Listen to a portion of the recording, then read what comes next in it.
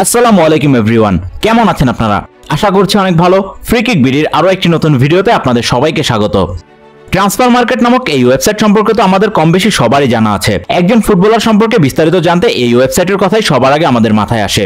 বিশেষ করে transfer window চলাকালীন এই ওয়েবসাইটে নিয়মিত ঢু মেরে থাকেন ফুটবল প্রেমীরা। কিন্তু এই ওয়েবসাইটটি কেন এত বেশি জনপ্রিয়? এর উত্তরটা হলো বিভিন্ন মানদণ্ড ঠিক করে দিয়ে একজন খেলোয়াড়ের জন্য সঠিক মূল্য ঠিক করে এই ওয়েবসাইট।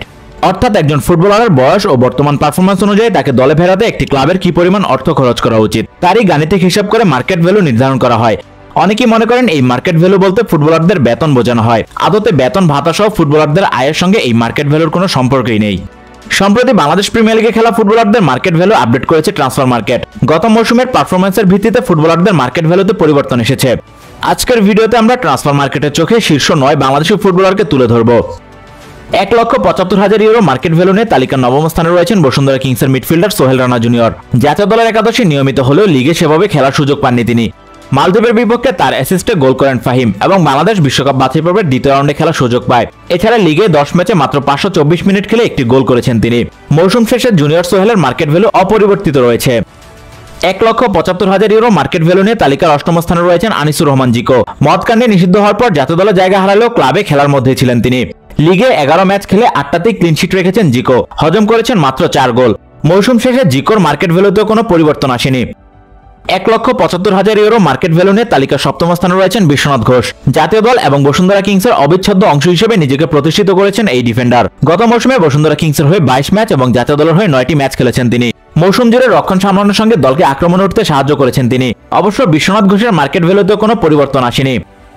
তালিকার 6 নম্বরে থাকা রহমত মিয়ার মার্কেট ভ্যালু 1,75,000 ইউরো। ঢাকা আবাহনীর জার্সিতে গত মৌসুমে 16টি ম্যাচ খেলেছেন তিনি। জাতীয় দলের স্কোয়াডে থাকলেও মাঠে নামার সুযোগ পেয়েছেন মাত্র 2 ম্যাচে। তারপরে রহমতের মার্কেট ভ্যালু 25,000 ইউরো বৃদ্ধি পেয়েছে। 1,75,000 ইউরো মার্কেট ভ্যালু নিয়ে তালিকার পঞ্চম স্থানে উঠে এসেছেন মোহাম্মদ হৃদয়। মৌসুম জুড়ে ডিফেন্সিভ মিডফিল্ড পজিশনে বেশ ভালো পারফর্ম করেছেন তিনি। ঢাকা আবাহনীর হয়ে 18 ম্যাচ খেলে করেছেন একটি গোল। জাতীয় দলের একাদশেও নিয়মিত খেলেছেন তিনি। বিশ্বকাপ বাছাই পর্ব ও আন্তর্জাতিক প্রীতি ম্যাচ মিলিয়ে গত মৌসুমে বাংলাদেশের খেলা 10টা ম্যাচের সবগুলোতে একাদশে ছিলেন হৃদয়। মৌসুম শেষে হৃদয়ের মার্কেট ভ্যালু 50,000 ইউরো বৃদ্ধি পেয়েছে। তালিকার 4 নম্বরে থাকা তারিক কাজীর মার্কেট ভ্যালু 2 লক্ষ ইউরো। গত মৌসুমে ইনজুরির কারণে বেশ ভুগতে হয়েছে নির্ভরযোগ্য এই ডিফেন্ডারকে। বসুন্ধরা কিংসের হয়ে লিগ এবং এএফসি কাপ মিলিয়ে মাত্র 13 ম্যাচ খেলতে পেরেছেন তিনি। জাতীয় দলের হয়ে খেলেছেন 6 ম্যাচ। রক্ষণে বরাবরই বাংলাদেশের বড় ভরসা এই তারিক কাজী। মৌসুম শেষে তার মার্কেট ভ্যালু অপরিবর্তিত রয়েছে। 2 লক্ষ ইউরো মার্কেট ভ্যালু নিয়ে তালিকার 3 নম্বর অবস্থান করছেন সোহেল রানা সিনিয়র। গত মৌসুমে বসুন্ধরা কিংসের হয়ে 22 ম্যাচ খেলে একটি অ্যাসিস্ট করেন তিনি। জাতীয় দলের হয়ে 10 ম্যাচের 9টাতে ছিলেন শুরুর একাদশে। মৌসুম শেষে সোহেলের মার্কেট ভ্যালু 25,000 ইউরো বৃদ্ধি পেয়েছে। 2,50,000 ইউরো মার্কেট ভ্যালু নিয়ে তালিকার দ্বিতীয় স্থানে রয়েছেন ইসা ফয়সাল। গত মৌসুমে বাংলাদেশ পুলিশ এফসির হয়ে দুর্দান্ত পারফর্ম করেছেন এই ডিফেন্ডার। গত মৌসুমে পুলিশের হয়ে 17 ম্যাচ এবং বাংলাদেশের হয়ে 8টি ম্যাচ খেলেছেন তিনি। মৌসুম শেষে ইসা ফয়সালের মার্কেট ভ্যালু 25,000 ইউরো বৃদ্ধি পেয়েছে। 2,50,000 ইউরো মার্কেট ভ্যালু নিয়ে তালিকার শীর্ষে উঠে গেছেন রাকিব হোসেন। গত মৌসুমে বাংলাদেশি ফুটবলারদের মধ্যে রাকিবের পারফরম্যান্স ছিল বেশ উজ্জ্বল।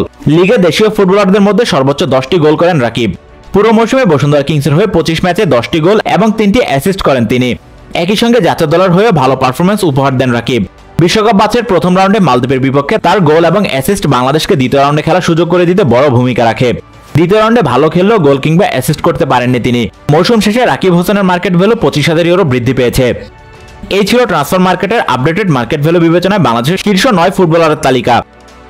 আজ তাহলে এই পর্যন্তই। দেখা হচ্ছে পরবর্তী ভিডিওতে। সবাই ভালো থাকুন, সুস্থ থাকুন এবং ফ্রি কিক বিডির সঙ্গেই থাকুন। ধন্যবাদ সবাইকে।